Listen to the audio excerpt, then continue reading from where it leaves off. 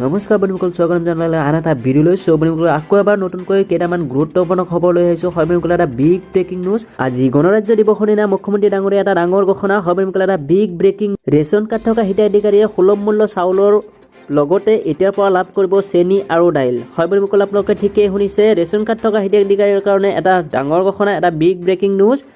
Ration card থকা হিতাধিকাৰীয়ে এতিয়াৰ পৰা চাউলৰ লগতে চেনি আৰু দাইল লাভ কৰিব। লগতে মুখ্যমন্ত্ৰী ডাঙৰীয়া আন এটা গুৰুত্বপূৰ্ণ ঘোষণা হৈছে যে অসমৰ দৰিদ্ৰ লোকসকলৰ বাবে নতুনকৈ 6 লাখ পকীঘৰ নিৰ্মাণৰ সিদ্ধান্ত গ্ৰহণ কৰিছে। বন্ধুসকল আপোনালোকে ঠিকেই শুনিছে, অসম চৰকাৰে নতুনকৈ 6 লাখ পকীঘৰ নিৰ্মাণ কৰি দিব।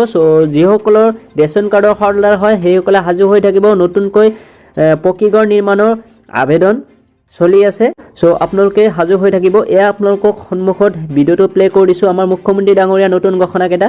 অৰুণোদয় আঁচনিৰ হিতাধিকাৰীৰ সংখ্যা আমি 26 লাখৰ পৰা 40 লাখলৈ লৈ যোৱাৰ বাবে আমি সিদ্ধান্ত গ্ৰহণ কৰিছোঁ। আমাৰ ৰাজ্যৰ দুখীয়া দৰিদ্ৰজনক বাসভৱনৰ অধিকাৰ দিবলৈ প্ৰধানমন্ত্ৰী নৰেন্দ্ৰ মোদী ডাঙৰীয়াই আমাৰ ৰাজ্যত এই বছৰৰ ভিতৰত 6 লাখ নতুন আৱাস নিৰ্মাণৰ বাবে আৰু অহা বছৰৰ ভিতৰত এই আৱাস নিৰ্মাণৰ প্ৰক্ৰিয়াক আৰু 4 লাখলৈ বৃদ্ধি কৰি 10 লাখ নতুন আৱাসৰ আমাক পৰিকল্পনা কৰিবলৈ সাহস দিছে।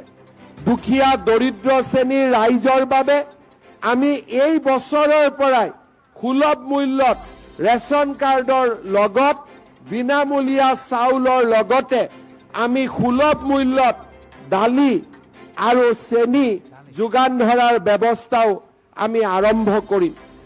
অৰুণোদয় আঁচনিৰ হিতাধিকাৰীৰ সংখ্যা আমি 26 লাখৰ পৰা 40 লাখলৈ লৈ যোৱাৰ বাবে আমি সিদ্ধান্ত গ্ৰহণ কৰিছোঁ। আমাৰ ৰাজ্যৰ দুখীয়া দৰিদ্ৰজনক বাসভৱনৰ অধিকাৰ দিবলৈ প্ৰধানমন্ত্ৰী নৰেন্দ্ৰ মোদী ডাঙৰীয়াই আমাৰ ৰাজ্যত এই বছৰৰ ভিতৰত 6 লাখ নতুন আৱাস নিৰ্মাণৰ বাবে আৰু অহা বছৰৰ ভিতৰত এই আৱাস নিৰ্মাণৰ প্ৰক্ৰিয়াক আৰু 4 লাখলৈ বৃদ্ধি কৰি 10 লাখ নতুন আৱাসৰ আমাক পৰিকল্পনা কৰিবলৈ সাহস দিছে।